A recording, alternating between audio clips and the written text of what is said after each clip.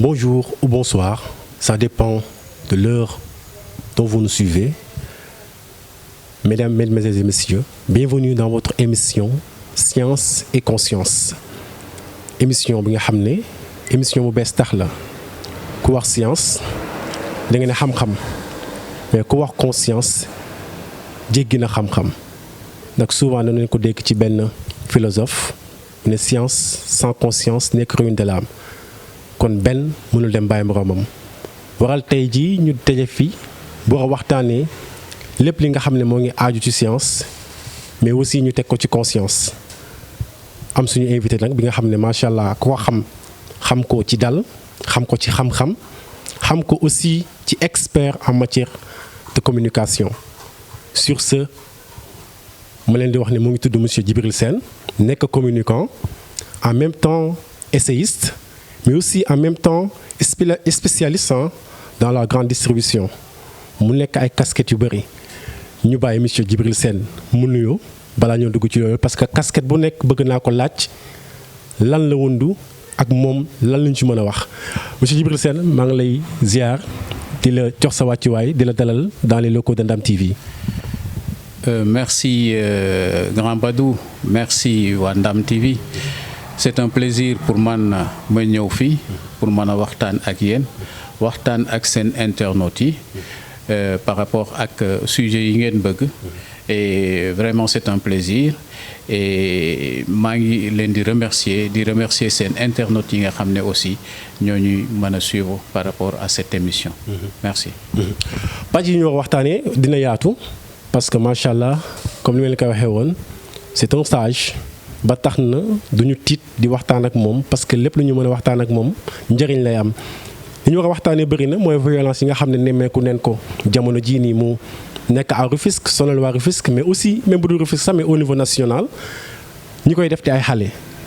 bu ñu jógee ci loolu dinañ jëm ci li nga xam ne tey jii nii mooy violence boobu noonu est-ce que du topp jamono jii nii campagne électorale yi et tey jii lan lañ ci war a mën a def ba loolu du am sur ce monsieur Djibril.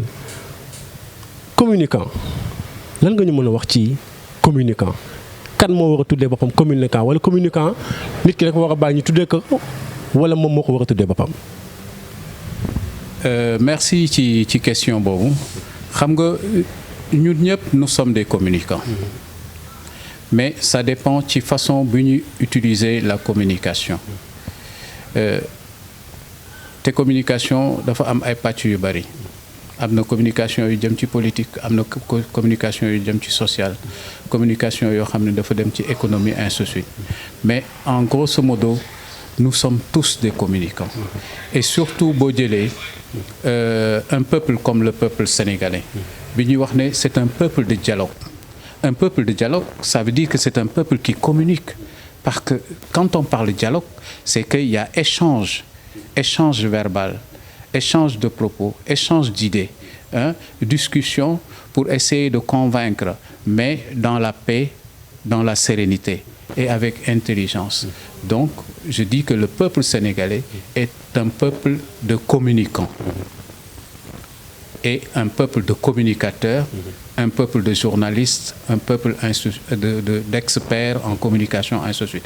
Mais boo jëlee pàcc yooyu yëpp bu ci nekk am na foo xam ne war nga ma fa mën a dem ba am foo aussi fa nga war a arrêter waaw mais en grosso modo boo jëlee le Sénégalais par rapport à un peuple de dialogue un peuple de paix le peuple sénégalais est un peuple communicant voilà. Le peuple sénégalais est un peuple communicant mais souvent il y a des communications qui font défaut parce que gis nañ ne jamono ji réseaux sociaux yi ku nekk a ngi ci toile ku nekk yaa ngi jóg am looy wax mais tey jii nii su ma mënoon laaj benn question bu xaw a osé qui doit communiquer. Mais moi je dis que tout un chacun doit pouvoir communiquer mais communiquer pour servir et non pour détruire parce que c'est là où c'est important quelle que soit la situation quelle que soit la position que nous avons nous devons communiquer pour servir communiquer pour avancer communiquer pour développer notre économie communiquer pour que le cadre social soit bien fait, communiquer pour garder nos références, communiquer pour garder notre tradition, communiquer au niveau de nos religions, de nos croyances, ainsi de suite, mais jusqu'à dans nos croyances traditionnelles. Donc tout ce que nous faisons, c'est communiquer. Il y a la communication par le verbe, il y a la communication par les instruments. Je vous donne un exemple. Si vous rentrez, nous sommes à Rufisque actuellement, nous sommes tous des lébous. Quand le lébou fait son deup, fait son deup, utilise les sabars, utilise des chants, ainsi de suite, le lébou communique. Nos chanteurs aussi communiquent. Nos musiciens communiquent. Donc, je dis que chacun peut communiquer. Mais faudrait-il que ce chacun-là communique dans le bon sens. Voilà. Moi, je pense bien que c'est ça qu'il faut retenir. Dans cet aspect de communication, donc, une autre casquette, vous êtes essayiste. Donc, qu'entendez-vous par essayiste? J'aime écrire. Et dans les réseaux sociaux, je suis très présent, et cela depuis fort longtemps, depuis des années. Je suis dans les réseaux sociaux. J'écris, j'essaie de produire, que ça soit politique, que ça soit culturel, que ça soit poétique. Et c'est comme ça que je suis arrivé à publier mon premier recueil de poèmes qui contient au moins une 60aine de poèmes. Le titre est « Amour en cœur dans le cœur ». Et j'ai fini encore d'écrire un autre recueil de poèmes qui est en correction. Et derrière, je suis en train de terminer un livre sur l'immigration et la vie des Sénégalais en Italie. Voilà. Ok. Bon, beaucoup de casquettes. Hein? Vous êtes spécialiste dans la grande distribution. Vous pouvez nous en dire quelque chose? Non, la grande distribution, c'est très simple. Nous avons eu la chance. Au niveau du Sénégal, je ne veux pas faire de la publicité, il y a des grandes surfaces que nous voyons actuellement. Sortir de terre un peu partout. Mais j'ai eu la chance de faire partie des premiers Sénégalais à avoir l'occasion de participer à l'implantation du plus grand supermarché de Dakar, voire de l'Afrique. Pour ne pas faire de la publicité et pour ne pas le citer, mais en son temps, ce supermarché s'appelait Hypersam, qui est devenu Sam Priba, qui a collaboré en fin de compte avec Score, ainsi de suite. La première fois qu'on a implanté ce grand supermarché avec Feu Ndiouga Kébé, c'était ici à Fass. Hein. On l'avait fait avec des Belges. Et en ce temps, j'avais la chance, moi et Ibafal, seuls deux Sénégalais, qui avaient la chance de travailler dans une équipe composée d'une vingtaine de Belges qu'on avait importés de la Belgique pour venir installer ce magasin-là. Et nous, on s'est battus, lui et moi, pour dire qu'on ne va pas laisser seuls les Belges installer ce magasin, dérouler la stratégie commerciale, ainsi de suite. Et le patron était obligé de nous mettre dans l'équipe. Et nous avons déroulé bien ce qu'il fallait faire. Et c'est de là qu'on a trouvé notre expérience. Mais bien avant, on avait un peu appris le marketing. Ouais. C'est à la suite d'un concours qu'on nous avait sélectionné pour participer à ce travail-là. Super. Transition, vous avez constaté récemment, il y a des violences à Rufisque, plus précisément au stade Ngalandou Diouf de Rufisque. C'était tellement violent que même nous, on a eu du mal à en croire. Sur ce, selon vous, quelles sont les causes? Ce qu'il faudrait dire d'emblée, c'est très simple. La violence, il faut la condamner, quelle que soit son origine. Quelle que soit son origine, quel que soit l'auteur. Pourquoi? Parce que nous avons accepté d'être un peuple de dialogue, un peuple de paix. Donc, on ne peut pas, du tic au tac, se transformer en un peuple violent. C'est pour cela qu'il faut condamner. Mais, il faut comprendre aussi une chose. Ce peuple, qui est un peuple de dialogue, grandissant, avec une jeunesse croissante, une jeunesse au sang bouillant, une jeunesse qui a une ouverture très large dans le monde, une ouverture d'esprit avec tout ce qu'elle apprend de jour comme de nuit, et une jeunesse qui veut quelque chose, pour ne pas dire une jeunesse vorace. Donc cette jeunesse, ce sont ces éléments qui la poussent à être un peu plus violente. C'est un peu ça, moi je pense bien que c'est le désir d'avancer, c'est le désir d'avoir quelque chose, c'est le désir de gagner, c'est le désir de réussir qui rend notre jeunesse un peu plus violente. Mais néanmoins, il y a possibilité à remettre tout cela en ordre pour faire apprendre à cette jeunesse la compétition. Et comment se déroule la compétition? Quelles sont les règles de la compétition? Dans la compétition, il peut y avoir de la violence, mais de la violence entre adversaires et non entre ennemis. Donc il va falloir que cette violence-là se transforme en violence entre adversaires dans un combat, dans une lutte, dans un match de football, mais à l'intérieur du terrain, et qu'une fois ce match terminé, qu'on redevienne des amis, qu'on redevienne des parents, qu'on redevienne de véritables Sénégalais, de véritables Rufisquois. On a constaté qu'ils ont beaucoup saccagé, donc, dans la pelouse, donc aux alentours. Est-ce qu'ils ne sont pas frustrés? Oui, je dirais que c'est par rapport à ce que je disais tout à l'heure. Notre jeunesse est une jeunesse totalement frustrée actuellement, ou bien qui se frustre vite. Pour la plus petite chose, le jeune, il se frustre et il montre sa frustration par la violence. Donc, on peut dire que la jeunesse est frustrée par rapport à une situation politique, la jeunesse est frustrée parce qu'elle manque du travail, la jeunesse est frustrée parce qu'au niveau de l'école, elle ne réussit pas, ainsi de suite. Tout ça sont des motifs de frustration. Mais est-ce que ça vaut la peine, parce qu'il y a ces motifs de frustration, qu'il faut se comporter de telle sorte pour détruire le minimum qu'on a? Je ne le pense pas. Ah oui. Et sur ce, nous parents, je vais dire, nos parents, vous comme moi, est-ce qu'on n'est pas un peu responsable? Alors pour ça, je vais vous ramener à ce que j'écrivais ce matin ou hier, et par rapport à la violence. Et je disais, pour faire taire la violence dans les stades, à l'occasion des élections, ou dans d'autres lieux, ou en d'autres lieux qui peuvent engendrer de la violence, les voies de la paix, les voies de la non-violence doivent être les plus fortes. Les rendre fortes ne peut se limiter à de petites organisations, telles que la randonnée, que je salue. C'est une bonne initiative, mais elle ne peut pas se limiter à ça. Pourquoi?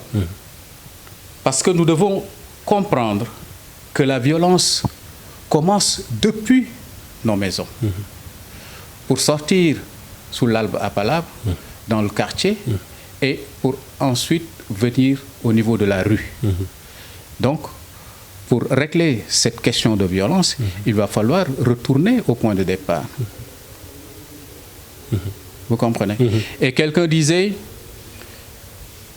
vous voulez balayer la rue. Avant de balayer la rue, balayez d'abord votre maison. Effectivement. Si vous réussissez à balayer votre maison proprement ou votre chambre proprement, là vous avez la possibilité de sortir, balayer la cour, balayer la rue. Qu'est-ce que je veux dire par là? Il va falloir qu'on ose s'engager et chercher les moyens pour aller trouver les jeunes, les parents, là où ils sont, pour parler avec eux, pour leur apprendre encore, pour leur réapprendre comment vivre en société. Et ça, c'est possible. C'est possible. Pourquoi c'est possible? Parce qu'on a les instruments traditionnels, des personnalités traditionnels, des personnalités religieuses, des intellectuels qui peuvent prendre en charge certaines questions liées à la violence. Mais il va falloir oser dire, bon, mais exemple, aujourd'hui, on va à Kérissouf, on essaye de regrouper le maximum de jeunes avec des sages et qu'on discute avec ces jeunes-là, qu'on échange, qu'on parle de notre société, qu'on parle de la non-violence, qu'on parle de comment on doit vivre, ainsi de suite. Faisant cela, et en faisant tâche d'huile, je pense bien qu'on aura maillé notre territoire rufisquois, et là, je pense bien qu'on aurait réussi quelque chose. Mais néanmoins, il ne faut pas laisser tomber les randonnées, il faut les faire. Mais je pense bien que la portée que doit avoir une randonnée, c'est mieux de faire effectivement cette politique, pas de porte-à-porte, mais de rassemblement, de regroupement pour parler de notre société, pour parler de paix, pour parler de la violence, pour parler de nos liens de parenté. Parce que si vous prenez une ville comme Rufisque, avec ses communes, nous sommes tous parents. Très important. Ça, c'est très important. Nous sommes tous parents. Et donc, en commençant par ce filon-là, on peut réussir à calmer l'ardeur de cette jeunesse, au moins en récupérer certaines, et une certaine partie. Et cette partie qu'on va récupérer dans cette jeunesse sera formée pour aller parler à d'autres jeunes pour que cette violence-là disparaisse pour de bon. Souvent, quand on parlait de la violence, donc on l'a qualifié d'acte barbare. Et si on constate que même dans les universités, les étudiants kidnappent des policiers, ça devient grave. Oui, très grave même. Et on ne devrait pas en arriver là. Et tout dernièrement, quand j'ai appris que des pêcheurs sont allés en Guinée-Bissau, qu'ils ont kidnappé des militaires bissau-guinéens, qu'ils ont ramenés à Bourg, moi, je tombais des nues. J'ai dit, bon, ben, le Sénégalais s'est métamorphosé totalement. Il va falloir qu'on évite cela. Que ce soit à Bourg, que ce soit dans les universités, que ce soit partout ailleurs, les gens doivent jouer le jeu pour que cela n'arrive plus. Mais il va falloir aussi que l'autorité, quel que soit son niveau, la plus haute autorité, les autorités qui suivent jusqu'aux policiers dont vous parlez, que ces autorités aussi jouent le jeu. Comment? Parce que jouent le jeu en ne créant pas en faisant le maximum pour ne pas créer de frustration. Mais la frustration aura toujours lieu. Mais il faut savoir, j'ai l'habitude de dire, il faut savoir éteindre les petits feux qui s'allument un peu partout sur le territoire sénégalais. Ça veut dire que le petit feu qui s'allume quelque part, il faut aller agir tout de suite et l'éteindre. Mais il ne faut pas attendre que ça soit un incendie pour que les autorités se lèvent pour essayer de calmer cela. Et le Sénégal est organisé de telle sorte qu'il y a une possibilité, avec la décentralisation, avec les représentants de l'État, de l'autorité centrale, dans les régions, dans les quartiers, ainsi de suite, pour régler cette question-là. Mais il va falloir aussi que nous, parents, qu'on donne de la valeur aussi à certains de nos représentants. Je donne un exemple. Un chef de quartier, ça sert à quelque chose. Un chef de quartier, ça doit être un réceptacle pour écouter les difficultés de la population, les difficultés de son quartier, que ce soit jeune, femme, vieux. Le chef de quartier sert à ça. Il va falloir qu'on ait aussi l'intelligence d'aller vers ce chef de quartier pour lui expliquer nos problèmes. Un. Deux, nous sommes d'une religion chrétienne ou d'une religion musulmane. Les responsables de ces religions, vous prenez l'imam, vous prenez le clergé, ainsi de suite, sont des gens qui sont là, qui sont des réceptacles de nos difficultés. Il faut qu'on ait la conscience qu'il faut nécessairement aller leur parler, leur dire nos difficultés, et eux, ils seront toujours là pour nous trouver des solutions. Merci, M. Guissé. Si vous venez de nous rejoindre, sachez que vous êtes dans votre émission Conscience, Science et Conscience. Donc aujourd'hui, on a comme invité M. Djibril Guissé, qui est communicant, Djibril Sène du moins, donc qui est consultant en même temps essayiste. En même temps, il est spécialiste dans la grande distribution. Donc, bon, M. Guissé, bientôt les élections locales. On a tantôt parlé de violence. Est-ce que cette violence-là ne guette pas le milieu politique? il faut se dire une chose aussi, hein. Bon, et je m'excuse par rapport à cette confirmation. Le champ politique sénégalais a été toujours parsemé de violence. Mais quelque part dans son histoire, ça a été toujours canalisé aussi. C'est maintenant, par rapport à cette violence globale qui s'élève de jour en jour dans le peuple, le champ politique aussi sera infecté par rapport à cette violence. Mais il y a toujours possibilité de réduire le risque de violence au niveau politique. C'est-à-dire, il va falloir qu'on aille vers le débat d'idées, vers le débat programme, vers le débat sur les bilans. Ceux qui ont eu à gérer exposent leur bilan, prouvent ce qu'ils ont fait comme bilan. Il ne s'agit pas de dire j'ai fait ceci, j'ai fait cela, ainsi de suite. Il faut mettre la preuve à l'appui et que les gens se posent des questions, que celui qui était chargé de guider une commune ou une ville, effectivement, explique ce qu'il a fait, comment il l'a fait, où est-ce qu'il a trouvé de l'argent, ainsi de suite. Et ça, c'est valable au niveau local comme c'est valable au niveau étatique. Si nous réussissons à aller vers le débat d'idées, vers le dialogue sur des programmes, vers le dialogue sur une vision, là, je pense bien que nous réduirons au maximum le risque de violence. Nous réduirons le maximum le risque de violence. Sur ce, il y en a des jeunes qui sont à Rufisque qui avaient organisé la randonnée de la paix. Donc peut-être qui a fait rassembler beaucoup d'hommes politiques, donc aussi des jeunes, aussi des gens je ne dirais pas des gens, mais des hommes du Forum civil comme M. Mondia Cissé. Sur ce, comment évaluez-vous donc cet événement? Non, mais je disais tout à l'heure que c'est une bonne stratégie. Hein. C'est une bonne stratégie, mais pour moi, c'est limité. Parce que faire une randonnée parlant de la paix, de la non-violence, c'est une façon de communiquer. Mais ça va vers une cible spécifique.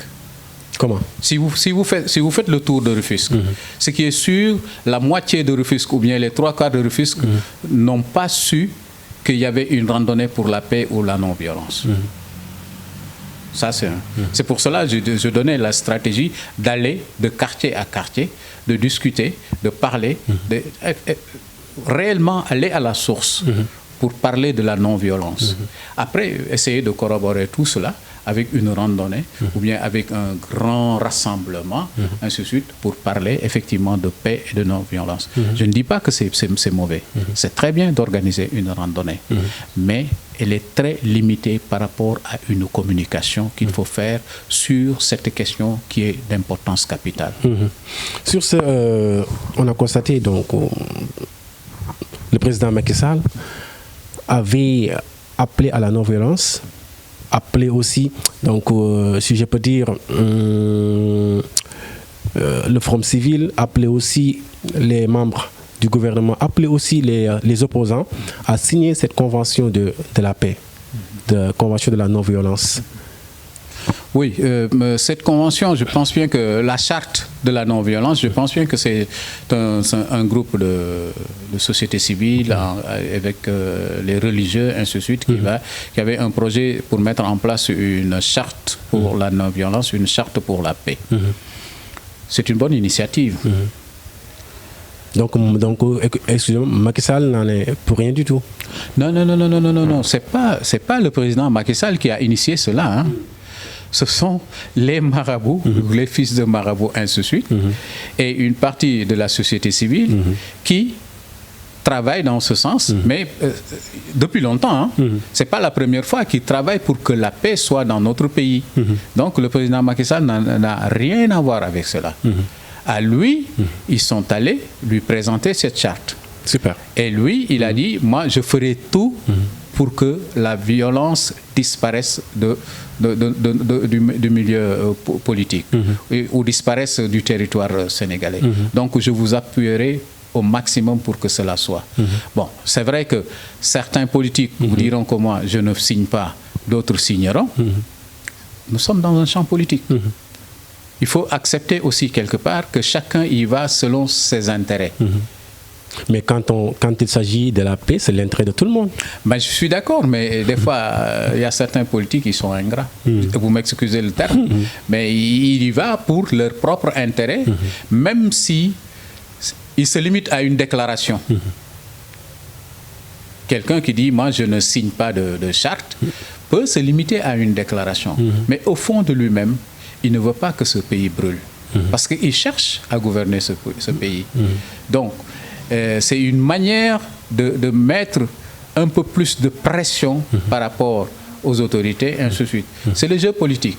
Mais il faut les comprendre, les prendre ainsi, et que ceux qui sont d'accord pour signer une charte, signent la charte et font tout pour que cette charte soit appliquée comme il se doit. Comme il se doit. Et merci beaucoup, M.